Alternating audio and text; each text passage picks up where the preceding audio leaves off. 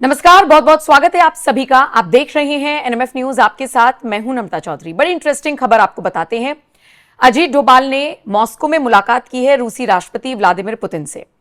यह सिर्फ खबर है, लेकिन इसके मायने क्या हैं? और आप जानते हैं पुतिन को न्योता दिया है कि आप भारत आइए, और दोस्ती है दोनों देशों के बीच, हम सबको पता है। लेकिन ऐसे वक्त में जब ट्रंप भी नरेंद्र मोदी की तारीफ करते हुए नहीं थक रही है, चाइना भी डायरेक्ट उलझने की कोशिश दूर दूर तक नहीं कर रहा है, ऐसे में जब भारत अपने पोर्ट्स को डेवलप कर रहा है, जब अपने बिजनेस को बढ़ा रहा है, जब वो यूरोपियन यूनियन के साथ बड़ी डील कर रहा है, ऐसे में पुतिन का भारत आना भी कई लिहाज से महत्वपूर्ण है। लेकिन किस लिहाज से, आज इस वीडियो में यही समझेंगे। और वैसे भी अजीत डोभाल जब किसी शीर्ष नेतृत्व से मुलाकात करते हैं तो उसके पीछे कोई ना कोई कारण जरूर होता है। जिन लोगों को इंटरनेशनल पॉलिटिक्स समझ में आती है उनको यह बात समझ आ गई होगी, बाकी लोग धुरंधर देखकर समझ गए होंगे कि कैसे जो हमारी सरकार है वो काम करती है। खैर, मजाक से इतर, वेद जी मेरे साथ इस वक्त जुड़े हुए हैं। वेद शर्मा जी, स्वागत कीजिए। स्वागत है आपका सर।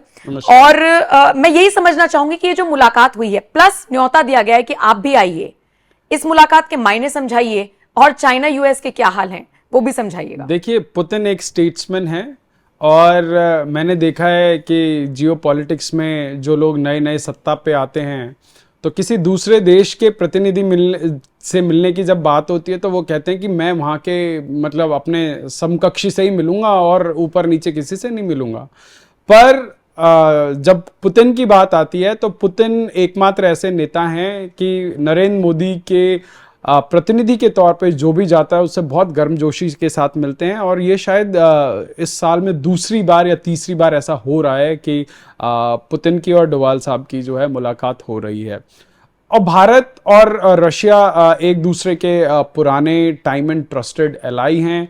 अमेरिका ने बहुत कोशिश करी जो है भारत और रशिया की दोस्ती में खलल डालने की, कि जी हम एनर्जी देंगे, हम फलां देंगे, ढिकना देंगे। पर देखिए, विश्वास अपनी जगह है, और अमेरिका पूरे विश्व में इस चीज़ के लिए बदनाम है कि एकमात्र ऐसा राष्ट्र जिसके ऊपर कोई भी व्यक्ति जो है विश्वास नहीं कर सकता।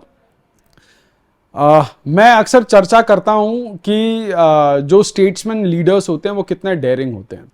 जब हम नरेंद्र मोदी की बात करते हैं तो उन्होंने अपनी राजनीतिक यात्रा में, जब वो प्रधानमंत्री बने, तो उन्होंने अपनी राजनीतिक यात्रा का सबसे बड़ा डेयर दिखाया। और क्या दिखाया कि जो अमेरिका पूरे विश्व के अंदर जो है तबाही मचाता है, सरकारें गिराता है, मतलब अस्थिरता फैलाता है, रिजीम चेंज करता है, तख्ता पलट कराता है, उस अमेरिका के अंदर घुसकर, वहां चुनाव है, नरेंद्र मोदी ट्रंप का हाथ उठाकर बोलते हैं अब की बार ट्रंप सरकार। अब मैं आपके दर्शकों के विवेक पर छोड़ता हूं कि क्या नरेंद्र मोदी ने इस बात का कैलकुलेशन नहीं किया होगा कि अगर इस चुनाव में ट्रंप जीत के नहीं आया, ट्रंप की जगह कोई दूसरा राष्ट्रपति आया, तो भारत के साथ वो अमेरिकन जो सरकार होगी वो क्या हश्र करेगी। और हुआ भी ऐसा, ट्रंप बुरी तरीके से हार गए, जो बाइडेन और कमला हैरिस की जोड़ी आई, और हमारे यहाँ तो बहुत सारे लोगों को जो है यहाँ पे दिवाली हो रही थी कि जी कमला हैरिस उपराष्ट्रपति बन गई, भारतीय मूल की हैं।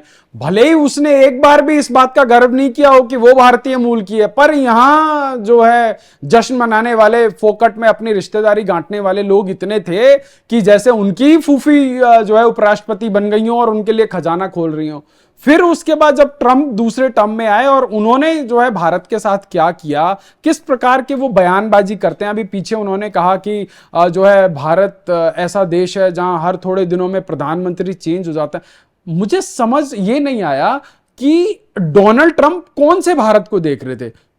क्योंकि जो भारत में अस्थिरता की राजनीति थी वो तो अटल बिहारी वाजपेयी से पहले ही छूट गई थी, क्योंकि अटल बिहारी वाजपेयी 3 बार प्रधानमंत्री बने, उन्होंने अपने 5 साल का टेन्योर पूरा किया। उसके बाद मनमोहन सिंह ने 10 साल का टेन्योर पूरा किया, और अभी नरेंद्र मोदी जी का ये तीसरा कार्यकाल है। तो डोनाल्ड ट्रंप किसी अपने साक्षात्कार में ये कह रहे थे कि भारत में जो है हर थोड़े दिनों में प्रधानमंत्री चेंज हो जाता था, और मैं नरेंद्र मोदी का जो है पॉलिटिकल करियर खराब नहीं करना चाहता। अरे ट्रंप चिचा, जिसका करियर खराब करने के चक्कर में लोगों के अपने करियर खराब हो गए, उसका आप क्या करोगे? आपके अभी मिड टर्म इलेक्शन है, आप अपना संभालो। आप सोचिए, आप ट्रम्प चाचा एक ऐसे युद्ध में घुस गए जिसमें लेना एक नहीं देना दो हो गया, और अपना फेस सेविंग के लिए ट्रम्प को जो है ईरान के साथ जो है सीज फायर करना पड़ रहा है, और हर 15 दिन में सीज फायर करते हैं, फिर उसके बाद तीसरे दिन जाके बम ठोक देते हैं।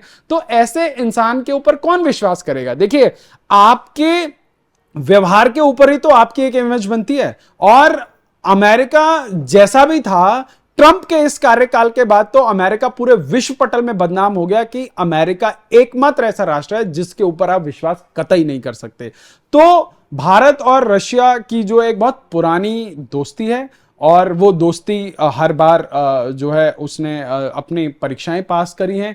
अभी रशिया के तमाम पोर्ट्स पर, तमाम जो रिफाइनरीज हैं उस पर यूक्रेन ने जब ड्रोन से हमला किया, तो आज वहाँ गैसोलीन की शॉर्टेज हो रही थी, तो अभी भारत ने वहाँ पे सप्लाई पूरी की है। तो रशिया हमें क्रूड ऑयल दे रहा है, डिस्काउंटेड दे रहा है, हम प्रोसेस कर रहे हैं, हम पूरे यूरोप को बेच रहे हैं, जो यूरोप विधवा विलाप कर रहा है कि जी आप आप रशिया के युद्ध को फ्यूल कर रहे हो। भाई मत लो, मतलब एक तरफ तो आपने वो तेल लेना है जो रशिया से आ रहा है, इंडिया में प्रोसेस हो रहा है, लेना है, दूसरी तरफ आप विधवा विलाप भी करेंगे। पर अमेरिका ने जो बर्ताव किया यूरोप के साथ, आज पूरा का पूरा यूरोप अमेरिका से छिटककर आज रशिया और भारत का करीबी हो गया है। तो ये भारत की बढ़ती हुई ताकत का एक संदेश है पूरे विश्व में। जो ये देखा जा रहा है कि जियोपॉलिटिक्स में भारत का कद, भले ही भारत अभी चौथी बड़ी अर्थव्यवस्था हो, पर मुझे लगता है कि जो एक जियोपॉलिटिक्स की पावर है उसमें भारत जो है बहुत महत्वपूर्ण स्थान ले चुका है। और कोई भी देश, आज सोचिए नरेंद्र मोदी जिस देश में जा रहे हैं उस देश की सरकार उनको अपना सर्वोच्च सम्मान दे रही है। मेरे ख्याल से वो एकमात्र विश्व के ऐसे प्रधानमंत्री बन गए हैं जिनको सबसे ज्यादा जो है हाईएस्ट ऑर्डर जो है अवार्ड हुए हैं। तो निश्चित रूप से वो कुछ काम ही ऐसा कर रहे होंगे कि पूरी दुनिया लाला होठ हो रही है, उनकी मुरीद हो रही है। तो आज हमें गर्व करना चाहिए कि हमें एक ऐसा स्थिर नेतृत्व मिला है जो देश के अंदर ही नहीं पूरे विश्व के अंदर, जो भारत की जो संस्कृति है, जो वसुधैव कुटुंबकम का नारा है, जो सर्वे भवन्तु सुखिनः सर्वे सन्तु निरामया का नारा है, उसको चरितार्थ पूरे विश्व पटल पर कर रहा है। आप सोचिए, जिस कोविड के समय पर उन बेचारे गरीब अफ्रीकी देशों को अमेरिका नहीं पूछ रहा था, जो वैक्सीन बनाने वाली कंपनी थी अपने ही सिर्फ देश के नागरिकों की सुरक्षा और उनकी स्वास्थ्य सुनिश्चितता करने के लिए वो 10 गुना पैसा देकर पूरा का पूरा वैक्सीनेशन का प्रोग्राम हाईजैक कर रहा था। ऐसी स्थिति में भारत ने उन छोटे छोटे अफ्रीकी राष्ट्रों को, छोटे छोटे लैटिन अमेरिकी राष्ट्रों को, यूरोपियन राष्ट्रों को जो है मुफ्त में, एशिया के राष्ट्रों को मुफ्त में जो है वैक्सीनेशन पहुंचाने का काम किया। और यही चीजें, यही भारत की जो संस्कृति की मिसाल है, यही भारत को पूरे विश्व में सबसे अलग बनाती है। और यही जो है मुझे लगता है कि भारत और रशिया की एक मित्रता का एक आधार भी है, एक मानवता है, एक विश्वास है। और हां, इस पे आंख मूंद कर विश्वास है कि ना भारत रशिया का विश्वास तोड़ेगा, ना रशिया कभी भारत का विश्वास तोड़ेगा। और इसी विश्वास की नींव पे जो ये जो रिश्ते हैं ये और मजबूती के साथ आगे बढ़ रहे हैं। बिल्कुल, और इस मुलाकात के भी मायने क्या होंगे ये आगे पता चल ही जाएंगे। बहुत बहुत शुक्रिया वेद जी मेरे साथ जुड़ने के लिए। बाकी आप बताइए अब आपका विवेक क्या कहता है, आप क्या कुछ कमेंट करना चाहेंगे, अपनी राय, अपनी प्रतिक्रिया जरूर दीजिएगा। और बाकी खबरों के लिए भी कहीं मत जाइए, एनएमएफ न्यूज देखते रहिए।